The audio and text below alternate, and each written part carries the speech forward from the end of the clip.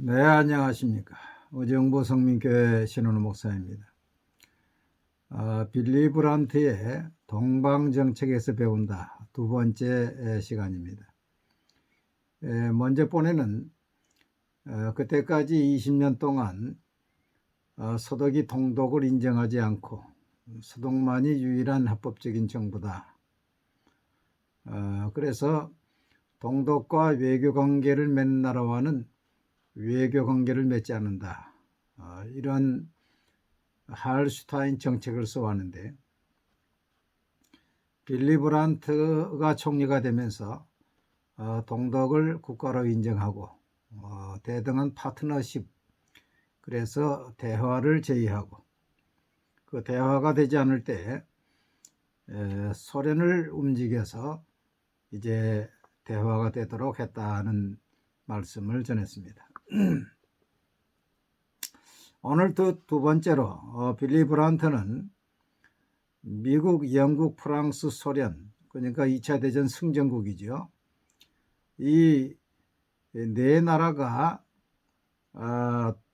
동베를린은 소련이 이제 지배하고 있고, 서베를린은 미영 프랑스가 이제 지배하고 있었습니다. 관리하고 있었지요. 이 네 나라를 설득해서 1971년 9월 3일 베를린 협정을 체결합니다. 이게 대단한 이제 진전이 이루어집니다. 그 내용은 4대국 정부는 해당 지역에서의 긴장 제거와 분규 방지를 위해 노력할 것이며, 이 지역에서의 무력 사용이나 무력 위협을 하지 않으며, 분쟁은 오로지 평화적 수단으로 해결한다.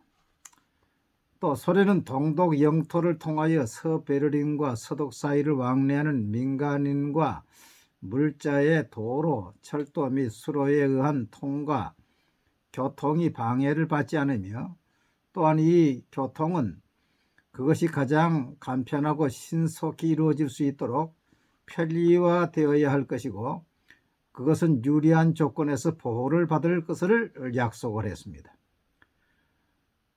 세 번째, 프랑스, 영국, 미국은 베를린의 서방 측 관할 구역이 종전과 같이 서독의 구성 부분이 아니며, 또한 앞으로도 계속하여 서독의 통치를 받지 않는다고 했습니다. 네 번째, 소련은 서베를린의 영주자들은 인도적, 가족적, 종교적, 문화적, 상업적인 이유로 또는 여행자로서 동베를린을 여행하고 방문할 수 있으며, 이게 이제 큰 진전이죠. 그 조건은 이 지역을 방문하는 다른 사람들을 위해 적용하는 규정과 유사하다 그랬습니다. 이런 4대 전승국을 설득을 해서 이제 베를린 협정이 이제 이루어짐으로 인해서 이제 친지 방문, 여행의 물꼬가 트인 것입니다. 브란트 총리는 일련의 조약, 모스크바 조약, 바르샤바 조약, 베를린 협정을 통해서 유럽의 평화에 기한 공로를 인정받아서 1971년 노벨 평화상을 수상하게 됩니다. 큰 두 번째, 베를린 조약에 이어 후속 조치로 1971년 5월 26일 서독과 동독 사이의 통행 조약이 체결되었습니다. 이 조약은 총 33개 항으로 되어 있는데, 그 내용은 도로, 철도 및 수로를 통한 양국 사이의 상호 교역 및 통행에 관한 자세한 내용을 담고 있습니다. 양측은 이 조약에서 두 개의 독일 간 상호 통행을 허용함으로써 정상적인 선린 관계를 증진해 나갈 것을 약속했습니다. 이 조약이 체결되기 이전에는 서베를린 사람은 동베를린을 방문할 수 없었고, 오로지 서독 사람은 한 해에 한 번 동베를린을 방문이 허용이 되었습니다. 이에 대해 당시 서베를린 시장이었던 브란트는 1963년 12월 17일 동독과 통과 사증협정을 체결해서 1963년 성탄절과 새해 연휴 기간에 동베를린에 살고 있는 친척을 방문할 수 있게 하였는데 이 처치로 서베를린 시민 70만 명이 동베를린을 방문했다고 합니다. 당시에 서베를린 총 인구가 230~40만이었는데 그 중에서 이제 3분의 1이 조금 못 되는 그 사람들이 이제 방문한 것입니다. 이 통과 사증협정은 매년 갱신되어서 1년에 한 번 4주간 동안 동베를린에 있는 친척을 방문할 수 있게 하였으나 1966년 12월 동독이 협정 갱신을 거부하여 긴급한 가사 문제 외에는 서베를린 시민의 동베를린 방문이 중단되었습니다. 이러한 관계가 1971년 베를린 협정과 또 72년 12월에 동서독의 통과협정 및 동독과 서베를린 시의회 여행 및 방문 교류 완화와 개선에 대한 합의서가 체결되면서 상호 방문이 활성화되었습니다. 이 협정이 체결된 1971년 서독인의 동독 베를린 방문자는 127만 명이었는데 1973년도에는 228만 명, 이렇게 꾸준히 증가하여 1983년 통계를 보면 서독에서 동독 지역을 방문한 사람이 500만 명, 동독에서 서독을 방문한 사람이 160만 명, 1987년에는 서독을 찾은 동독의 방문객이 한 해에 500만 명에 이르렀습니다. 그러니까 동독의 총 주민이 1700만 정도 되는데 그 중에 500만 명이 한 해에 이제 서독을 방문해서 친척을 방문하고 여행하면서 하니까 이제 그 서독의 현실을 자세히 알게 된 것이죠. 차관 제공이 또 있습니다. 동독은 1964년에 서독인이나 외국인이 동독을 여행할 경우 여행 일수에 따라서 동독 화폐를 의무적으로 하루에 5마르크씩 환전해야 했습니다. 이 최저 환전을 1968년에는 2배로 올려서 하루에 10마르크, 또 73년도 11월 15일에는 또 2배로 올려서 20마르크로 올렸습니다. 그러자 서독 정부의 스미트 정부는 차관을 제공하여 최저 환전을 1일 13마르크로 줄였습니다.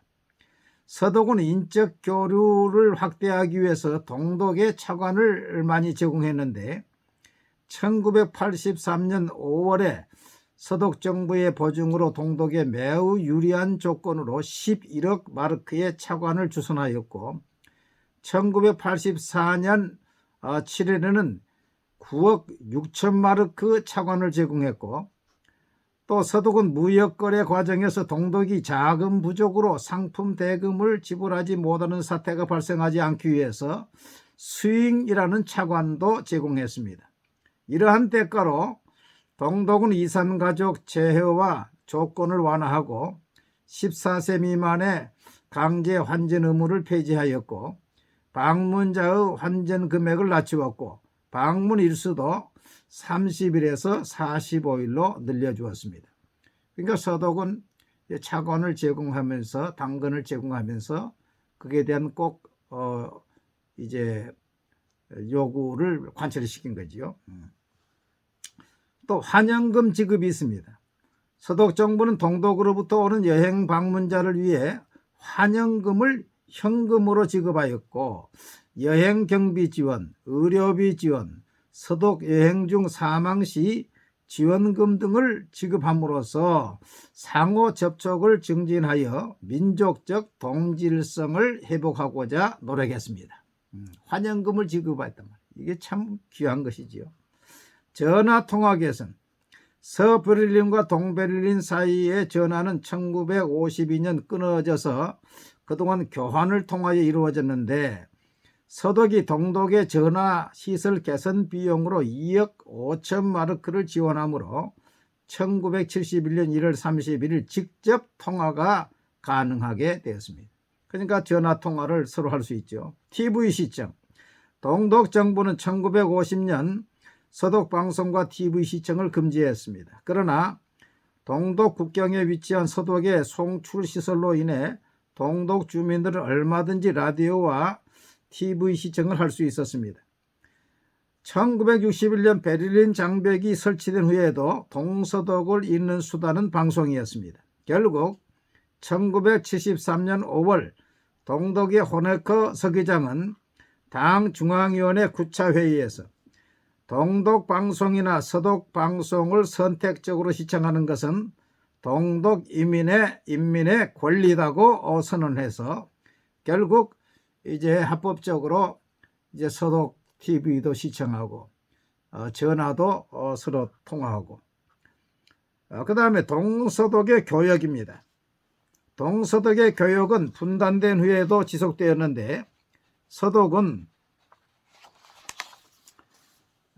동서독의 교역을 외국과 구분해서 내독 무역이라고 규정하고 수출 수입이 아닌 공급 구입으로 용어를 사용했습니다. 이는 분단을 인정하지 않고 한 나라라는 것을 인정한 것입니다. 이러한 상호 무역 규모는 1976년 80억 마르크, 1982년 140억 마르크, 1985년 169억 마르크로 증가를 했습니다. 이러한 특수성을 유럽 공동체 회원국이나 서방 국가의 인정을 받아서 동독의 상품도 서독의 상품과 같이 관세 면제나 관세 완화를 통한 유리한 조건으로 수출할 수 있도록 도와주었습니다.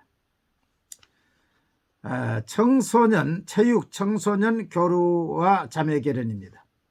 서독의 청소년 6만여 명이 동독을 방문하였고 동독의 청소년 4천여 명이 서독을 방문했습니다.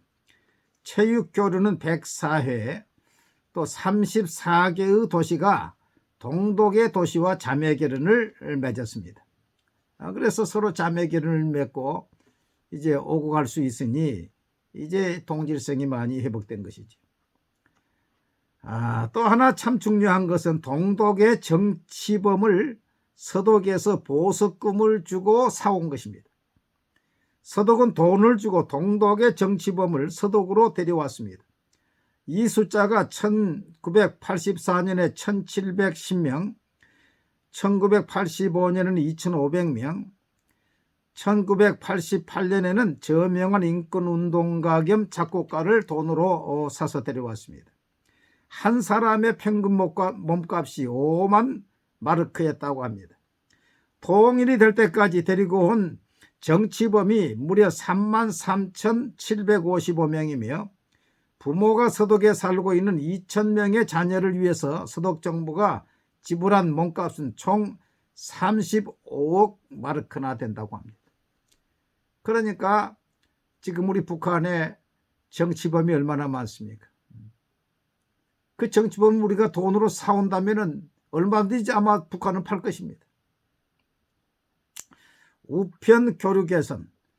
1983년 11월 우편 교류 개선을 위한 합의서가 체결되었습니다.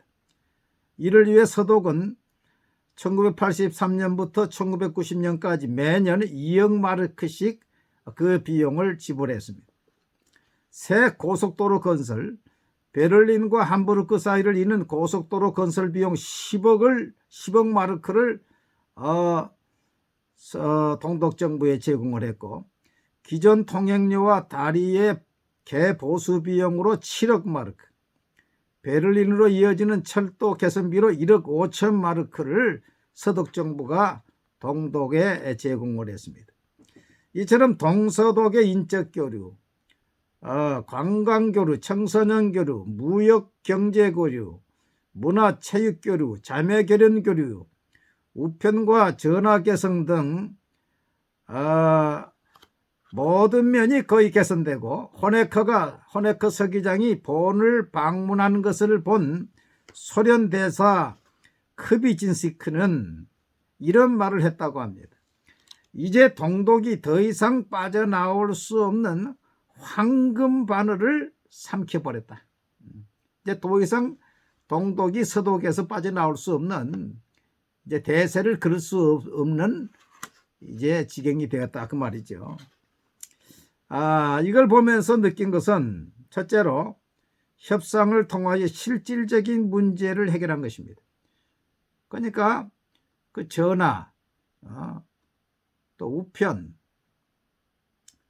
또 상호 방문, 아주 실질적인 것을 타협을 했지요. 둘째로 차관이나 무상 지원을 했을 때는 반드시 그에 대한 대가를 얻어낸 것입니다.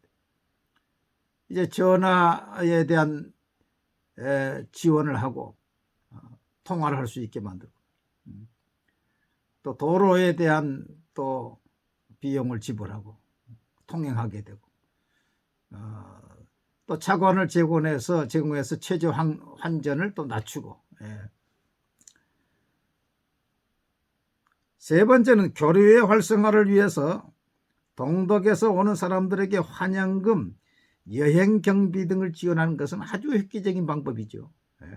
아주 귀한 방법입니다. 네 번째로 동독의 정치범들을 돈을 주고 사왔다는 것입니다. 이게 정말로 감동스러운 일이지 않습니까?